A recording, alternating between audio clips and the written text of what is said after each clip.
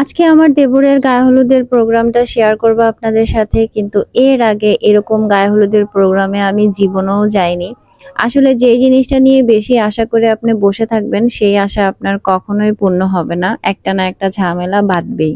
বাড়িতে আসার পর থেকেই শুরু হয়েছে বৃষ্টি, আর সে কি যে বৃষ্টি বলার অপেক্ষা রাখে না। শখ করে এনেছিলাম গায়ে হলুদে জামদানি শাড়ি পরবো, কিন্তু এই বৃষ্টিতে জামদানি শাড়ি পরার শখ আর পূরণ হলো না। তো তখন বুদ্ধি করে আসলে জর্জেটের শাড়িও একটা নিয়ে এসেছিলাম, যে যদি বাই চান্স অনেক বেশি বৃষ্টি হয় সেই ক্ষেত্রে এই শাড়িটা পরবো। কিন্তু আমার জামদানি শাড়িটা পরারই বেশি ইচ্ছা ছিল। তো কি আর করার, প্রচুর বৃষ্টি দেখে হচ্ছে গিয়ে ওই শাড়িটাই পরে নিলাম। আর তো সারাদিন আসলে বাসায় বিদ্যুৎ ছিল না, আর রাত্রেবেলা অল্প করে কিছু সময়ের জন্য আসলে ইলেকট্রিসিটি এসেছে। তো ভাবলাম যে এই ফাঁকে রেডি হয়ে নেই, তাই ঝটপট হচ্ছে গিয়ে নিজেও রেডি হচ্ছিলাম, আর নায়নাকে প্রথমে ভাবলাম যে রেডি করে দেই। কিন্তু সেই ইলেকট্রিসিটি আর বেশিক্ষণ ছিল না, একটু কিছুক্ষণের মধ্যেই চলে গিয়েছে, মানে 10 মিনিটের মতো মনে হয় ছিল। তাই কি আর করার, এরকম অভিজ্ঞতা জীবনের প্রথম, যে এরকম মোম জ্বালিয়ে তারপরে হচ্ছে রেডি হচ্ছি। আর যেহেতু কারেন্ট থাকে না, যার কারণে কোনো চার্জার লাইট মানে চার্জ হবে সেই সুযোগটাও নেই। বাসায় যদিও সব লাইটই চার্জার লাইট, যেহেতু লোডশেডিং বেশি হয় গ্রামে, কিন্তু সেগুলো চার্জ হওয়ার তো টাইম লাগবে, সেই সময়টুকু তো থাকে না, এত বেশি লোডশেডিং। আর একে তো গরম, দ্বিতীয় অন্ধকারের মধ্যে মানে সাজতেছি মনে হচ্ছে যে নিজের কাছেই নিজেকে ভূত মনে হচ্ছে। মানে সবকিছু প্রপার ভাবে আসলে ওইভাবে সেট করা যাচ্ছে না, আর একদিক দিয়ে সাজতেছি আরেক দিক দিয়ে মনে হচ্ছে মেকআপ উঠে যাচ্ছে, এরকম ফিল হচ্ছিল। আর দেখবেন মন মেজাজ খারাপ হলে না, তখন যতই আপনি ভালো সাজার চেষ্টা করেন সেই সাজটা আর ফুটে ওঠে না, চেহারায় সেই গ্লোটা পাওয়া যায় না। তো এদিকে আমিও রেডি হচ্ছি, আর ওদিকে হচ্ছে নেয়না আবার তুলিকে মানে আমার ননদকেও একটু রেডি করে দিচ্ছে। তো অনেকেই আছেন একটু কনফিউশনে থাকেন যে আপু আপনার দেবর ননদ কতজন। তো আসলে আমার যেগুলো দেবর ননদ সবগুলোই হচ্ছে চাচাতো, ফুফাতো বা মামাতো যে ভাই বোন আছে আফিফের আব্বুর, তাদের কথাই বলি। আমার নিজের কোনো দেবর ননদ ওইভাবে নেই, কারণ আফিফের আব্বুই সবার ছোট। কিন্তু তারপরও অন্যান্য সব দেবর ননদের সাথে আমার সম্পর্কটা এমন যে আমার নিজের মানে আপন দেবর ননদের মতোই, ওরাও আমাকে প্রচন্ড ভালোবাসে আর আমিও। তো এই অন্ধকারের মধ্যে কোনো মতো রেডি হয়েছে, আপনাদের সাথে ভিডিওতে ওইভাবে শেয়ার করতে পারিনি। ইচ্ছে ছিল বাচ্চাদের একটু পাঞ্জাবি পরাবো বা অন্যভাবে একটু রেডি করব, কিন্তু সেই সুযোগ আর ছিল না এই বৃষ্টি কাদার মধ্যে।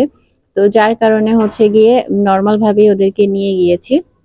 তো এখন হচ্ছে আমাদের বাসা থেকে দেবরের বাসায় যাচ্ছি। তো যাওয়ার পথে কিছুটা রাস্তা বেশ ভালো, আর বাকি রাস্তাটা প্রচুর কাদা আর ভয়াবহ অবস্থা। তো সেটার ভিডিওতে ওইভাবে আপনাদের সাথে শেয়ার করিনি। আর দেখেন এই যে মানে অন্ধকারে আমাকে অনেকটা ভূতি লাগতেছিল, আর মনে হচ্ছে যে মানে মেকআপটাও ঠিক মতো বসেনি। আসলে তাড়াহুড়োর মধ্যে কি করেছি নিজেও ভালো মতো জানি না, একদম বাজেভাবে রেডি হয়েছে আজকে বলা যায়। তো আমরা এই তো বিয়ে বাড়িতে চলে আসলাম। আমরা বিয়ে বাড়িতে গিয়েছি রাত প্রায় 11টা, 11:30 বাজে। তো বিষয়টা অনেক বেশি মানে মজার না, কারণ হচ্ছে আমাদের এরিয়ায় হলে এই টাইমে সবকিছু শেষ হয়ে যায়। তো আর চট্টগ্রামে হচ্ছে এর পরে সবকিছু শুরু হবে, তাই লেট করেই আসা। তো তারপরেও একটু মানে আগে এসেছি যাতে খাওয়া দাওয়াটা আগে করে নিতে পারি। আর এসেই দেখলাম হচ্ছে দুলহা সাহেব দাঁড়ায় আছে, তাকে দেখেই বুঝতে পারবেন যে বিয়ের এখনো কোনো কিছুই শুরু হয়নি। সে হচ্ছে সবাইকে খাবার দাবার সার্ভ করছে, সবাই ঠিক মতো খাচ্ছে কিনা এগুলো দেখতেছিল। প্রোগ্রামের সবকিছু শুরুই হয় দেখা যায় 12টার পরে গিয়ে, তো যার কারণে আমরা একটু লেট করেই এসেছি। আর মোটামুটি সবাই খাওয়া দাওয়া করে একে একে মানে খাওয়া দাওয়ার পর্ব শেষ করতেছে, তারপরে গিয়ে হচ্ছে রেডি হবে। তো সেই হিসেবে আমরাই আগে ভাগে রেডি হয়ে চলে আসছি। তো এদিকে আমার দেবরকে বলতেছি তুই রেডি হস নাই কেন, প্রোগ্রাম কখন শুরু হবে? সে বলে আপনারা আসবেন, আমাকে খাওয়ায় দাওয়ায় রেডি করবেন, তারপরে না আমি রেডি হব। আমি বললাম ও আমাদের জন্য অপেক্ষা করতেছি? সে বলে তাই। আর এখানে প্রচুর জোরে হচ্ছে গান হচ্ছিল, আমরা এসে কানের মধ্যে 2 আঙ্গুল ঢুকিয়ে দাঁড়ায় আছে। তো এই জন্য আফিফের আব্বু আবার গেল, বললো সাউন্ডটা একটু কমায় দাও, কারণ এখন যেহেতু সবাই খাওয়া দাওয়া করবে, ওরকম আসলে গানের এত জোরে দরকার নাই, একটু কম দেওয়া, রাতও হয়ে গেছে, আশেপাশের অনেকে হয়তো ঘুমিয়েও পড়ছে। আর এটা হচ্ছে আমার ছোট ননাসের ছোট ছেলে। তো আজকের ভিডিওতে মোটামুটি আপনারা কম বেশি সবাইকে দেখবেন, বা বিয়ের ভিডিওগুলোতেও হচ্ছে আস্তে আস্তে দেখতে পাবেন আর কি ফ্যামিলির সবাইকে। তো এখানে হচ্ছে আফিফ আবরারকে দেখতেছেন, আর সাথে আছে হচ্ছে আমার 2 ননাসের 2 ছেলে, দুইটা দুইটা করে 4টা ছেলে আর কি। আর এখানে আমার ভাসুরের মেয়েও আছে, একেবারে ছোট যেটা সেইটা নাই এখানে। এই যে সবাই মোটামুটি আছে, শুধুমাত্র একেবারে ছোট যে টুনটুন বুড়ি সেটা বাদে মোটামুটি সবাই এখানে আছে আর কি। সবাই হচ্ছে দুইজন দুজন করে বাচ্চা কাচ্চা, তারা হচ্ছে মানে আফিফের আব্বুরা হচ্ছে 4 ভাই বোন, তাদের সবারই হচ্ছে দুজন দুজন করে, মানে আমি সহ আর কি, লাট্টু পাট্টু আছে আর কি। আর এখানে গান যখনই হচ্ছে একটু পরপরই বাচ্চা কাচ্চারা স্টেজে উঠতেছে নাচতেছে, মানে ওদের দেখেই মনে হচ্ছে বিয়ে বিয়ে একটা বিষয়। আর আবরার বসেছে ওইখানে, সে তার বাবার সাথে নাকি খাবে, তো আমার সাথে এই টেবিলে বসে নাই, কারণ তার বাবার সাথে বসলে সে একটু খাবার নিয়ে বেশি ঢং করতে পারে, আর হচ্ছে গিয়ে মানে খাবার না খেলেও চলে আর কি, পাশ কাটিয়ে যেতে পারে, কিন্তু মার সাথে সেটা পারে না আর কি। তো সেই জন্য সে বলতেছে বাবার সাথে বসবে। আর দেখা যায় জার্নি করে আসার পরে আসলে ওইভাবে খাওয়া দাওয়া কোনো কিছুই করা যায় না। আর এইদিকে তো বাচ্চাদের অবস্থাও টাইট, কারণ আমরা বড়রাও জার্নি করে ক্লান্ত হয়ে যাই, আর বড় বাচ্চাদের কথা কি বলবো। তো আমি বসেছিলাম হচ্ছে এখানে আফিফকে নিয়ে, আফিফকে খাইয়ে দিচ্ছিলাম। আর সবার আসলে এক টেবিলেই বসার কথা ছিল, বাট একসাথে জায়গা হচ্ছিল না। আর ওইদিকে টেবিলের নিচে একদম কাদা দিয়ে ভরা ছিল, তাই বসাও যাইতেছিল না। তো সেইভাবে আসলে একসাথে আর বসা হয়নি, আলাদা আলাদাই বসেছিলাম। আর এদিকে হচ্ছে যে টুনটুনি বুড়ি হচ্ছে মায়ের কাছে, ও বেশিক্ষণ এখানেই আছে। আর এই বিয়ে বাড়িতে তো জেনারেটরের ব্যবস্থা করা হয়েছে, যার কারণে এখানে মানে ফ্যান ট্যান চলতেছিল, লাইট জ্বলতেছিল, তাই বোঝা যাচ্ছিল না যে আশেপাশে কারেন্ট নেই, এই আর কি। আর মাশাল্লাহ মামিটা দেখেন কি সুন্দর হাসতেছে। তো আমরা খাওয়া দাওয়া শেষ করে মোটামুটি প্রায় 2-3 ঘন্টার মতো বসেই ছিলাম, কারণ এখনো প্রোগ্রামের কোনো কিছুই শুরু হয়নি। তাই কি করব, একটু একটু বোরও লাগছিল। আর দেখা যায় আমাদের গ্রামে তো আসলে প্রোগ্রাম হলে সেটা সন্ধ্যা থেকে শুরু হয়, বিকেল থেকেই শুরু হয়ে যায়, তো মোটামুটি তখন থেকেই মানুষজন থাকে এবং অনেক মানুষ থাকে। আর এখানে দেখা যায় কি, মানে গ্রামের যে মানুষজন বা দূরের যে আত্মীয় স্বজন, তারা খাওয়া দাওয়া করে সবাই সবার মতো চলে যায়, এবং একান্ত কাছের যারা তারাই শুধুমাত্র হলুদের অনুষ্ঠানে অ্যাটেন্ড করে। কারণ এত রাত জেগে এত সময়, বা যাদের একটু দূরে বাসা, কেউই আসলে অপেক্ষা করে না, বাড়ির মানুষজনই থাকে আর কি। আর এই পুচকুটা হচ্ছে আমার এক ভাইগনার ছেলে।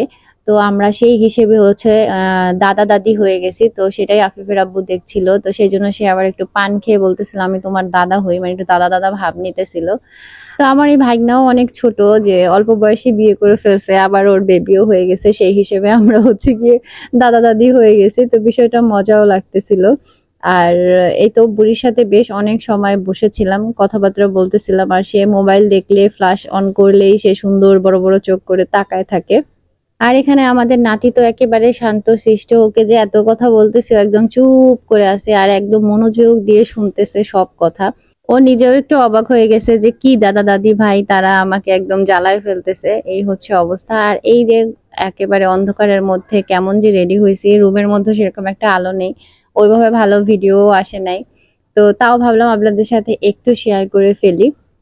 আর এই শাড়িটা কিন্তু আপনারা আমার বিজনেস পেজ তাহাতে পেয়ে যাবেন। আর এটার সাথে হচ্ছে আপনারা চাইলে এই ক্যাপটাও নিতে পারেন, যেটা আমি উপরে পরেছি ব্লাউজের উপরে, তো ক্যাপ সহ নিতে পারেন বা অনলি শাড়িও নিতে পারেন। তো যাই হোক, এদিকে হচ্ছে বাচ্চা কাচ্চারা এই যে গান শুনে নাচানাচি শুরু করে দিছে। প্রথমে আফিফ হচ্ছে নাচ শুরু করছে, বাট আবরার একটু স্থির ছিল, বাট পরে আবরার যখন শুরু করছে তখন আর কোনো থামাথামি নাই, মানে কি যে মনের আনন্দে নাচতেছিল, ওদের দেখে আসলে ভাল লাগতেছিল। তো ভেবেছিলাম গায়ে হলুদের টোটাল ব্লগটা একসাথে শেয়ার করব, কিন্তু ব্লগ বেশি বড় হয়ে গেছে, আর হচ্ছে প্রোগ্রাম শুরু হতেও অনেক লেট হয়েছে, যার কারণে আগেই অনেক ভিডিও হয়ে গেছে, যার কারণে এই পার্টটা আলাদা করে শেয়ার করে দিলাম। আর নেক্সট পার্টে হচ্ছে গায়ে হলুদের মেইন যে হলুদের প্রোগ্রাম সেটা আপনাদের সাথে শেয়ার করব। আর এদিকে তো তাদের নাচের কোনো মানে একদম শেষই নাই। আর বাসায় হচ্ছে আম্মু আব্বুকে ভিডিও কল দিছিলাম, কারণ আফিফ আবরারকে দেখতে চাচ্ছিল, তাই তাদের নাচের সেই আনন্দ দেখাইলাম। আর এখানে দেখেন তাদের মাস্টার নাচতেছে, আর তার ছাত্রছাত্রীরাও হচ্ছে এখানে স্টেজে নাচতেছে, এই হচ্ছে তাদের অবস্থা। তো আফিফের আব্বু অনেক বেশি মজা করছে, এই জন্য আমার নিজেরও অনেক বেশি ভাল লাগছে। আসলে জীবনে সুন্দর কিছু মুহূর্ত থাকা বা মুহূর্ত উপভোগ করা অনেক বেশি দরকার।